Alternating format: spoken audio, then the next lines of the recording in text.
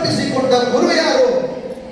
ಸಿದ್ಧಗಂಗೆಯ ಪರಮ ಪೂಜ್ಯ ಡಾಕ್ಟರ್ ಶ್ರೀ ಶ್ರೀ ಶಿವಕುಮಾರ ಮಹಾಸ್ವಾಮೀಜಿಯವರು ಅನ್ನೋದನ್ನ ಅವತ್ತಿಗೂ ಮರೆಯಲಾರದು. ಗುರುವಿನ ಮಹತ್ವವನ್ನು ಅರಿತಂತಹ ನಮ್ಮ ದೇಶ ಈ ಕಾರಣಕ್ಕಾಗಿಯೇ ಗುರುವಿಗೆ ಅತ್ಯಂತ ಶ್ರೇಷ್ಠವಾದ ಸ್ಥಾನವನ್ನು ನೀಡಿ ಗುರು ಬ್ರಹ್ಮ ಗುರು ವಿಷ್ಣು ಗುರುದೇವೋ ಮಹೇಶ್ವರ ಗುರು ಸಾಕ್ಷಾತ್ ಪರಬ್ರಹ್ಮ ತಸ್ಮೈ ಶ್ರೀ ಗುರವೇ ನಮಃ ಅಂತ ಗುರು ಪರಂಪರೆಗೆ ಸ್ತುತಿಸಿ ತಲೆಬಾಗಿತ್ತು.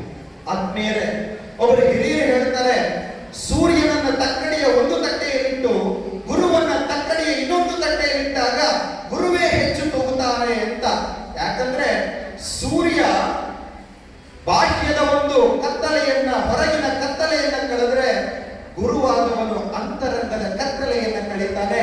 ಅದಕ್ಕೆ ಸೂರ್ಯನಿಗಿಂತ ಗುರುವೇ ಶ್ರೇಷ್ಠ ಅಂತ.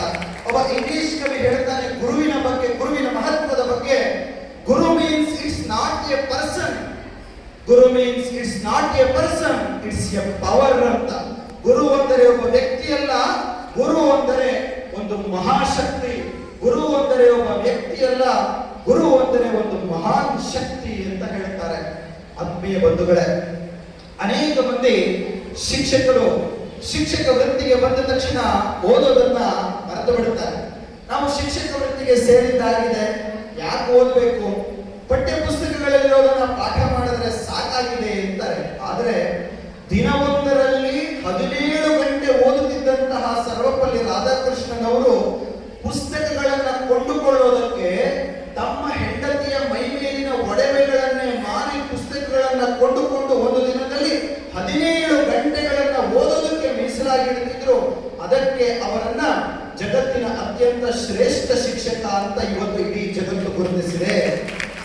ಒಮ್ಮೆ 1909ನೇ ಇಸವಿಯಲ್ಲಿ ತತ್ವಶಾಸ್ತ್ರದ ಒಂದು ಪುಸ್ತಕಕ್ಕಾಗಿ 18 ಕಿಲೋಮೀಟರ್ ಮಧ್ಯರಾತ್ರಿಯಲ್ಲಿ ತಮ್ಮ ಗುರುಗಳ ಮನೆಗೆ ನಡೆಕೊಂಡು ಹೋಗಿ ಆ ಪುಸ್ತಕವನ್ನು ಪಡ್ಕೊಂಡು ಬರ್ತಾರೆ.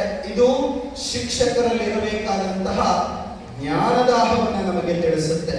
ಒಮ್ಮೆ ಸರ್ವಪಲ್ಲಿ ರಾಧಾಕೃಷ್ಣನ್ ಅವರ ಜೊತೆ ವಿದೇಶಿಯರು ಮಾತನಾಡಬೇಕಾದ್ರೆ ಕೇಳುತ್ತಾರೆ, ರಾಧಾಕೃಷ್ಣನ್, ನಿಮ್ಮ ನಾಲೆಡ್ಜ್ ಅನ್ನು ನೋಡ್ತಾ ಇದ್ದಾಗ, ನಿಮ್ಮ ಬುದ್ಧಿಮತ್ತೆಯನ್ನ, ನಿಮ್ಮ ಜ್ಞಾನವನ್ನು ನೋಡಬೇಕಾದ್ರೆ ನೀವು ಬಹುಶಃ ಹಾರ್ವರ್ಡ್ ಆಕ್ಸ್ಫರ್ಡ್ ಯೂನಿವರ್ಸಿಟಿನಲ್ಲಿ ಓದ್ಕೊಂಡು ಬಂದಿದ್ದೀರಾ ಅಂತ ನಮ್ಗೆ ಅನಿಸ್ತಿದೆ ಅಂತ ಸುಮ್ಮನೆ ಚೇಷ್ಟೆ ಮಾಡ್ತಾರೆ.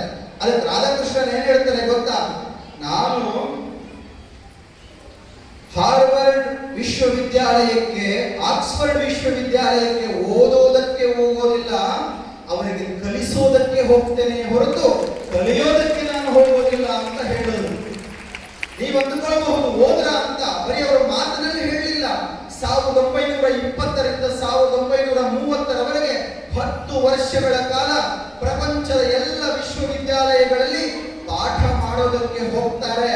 ಇಡೀ ಜಗತ್ತಿನ 150ಕ್ಕೂ ಹೆಚ್ಚು ವಿಶ್ವವಿದ್ಯಾಲಯಗಳು, ಚೆನ್ನಾಗಿ ನೆನಪಿಟ್ಕೊಳ್ಳಿ, ಜಗತ್ತಿನ 150ಕ್ಕೂ ಹೆಚ್ಚು ವಿಶ್ವವಿದ್ಯಾಲಯಗಳು ಇದುವರೆಗೆ ಯಾರಾದರೂ ಒಬ್ಬ ಶಿಕ್ಷಕನಿಗೆ ಗೌರವ ಡಾಕ್ಟರೇಟ್ ಪದವಿಯನ್ನ ಪ್ರದಾನ ಮಾಡಿದ್ರೆ ಅದು ಡಾಕ್ಟರ್ ಸರ್ವಪಲ್ಲಿ ರಾಧಾಕೃಷ್ಣನ್ ಅವರಿಗೆ ಮಾತ್ರ, ಅದು ಡಾಕ್ಟರ್ ಸರ್ವಪಲ್ಲಿ ರಾಧಾಕೃಷ್ಣನ್ ಅವರಿಗೆ ಮಾತ್ರ.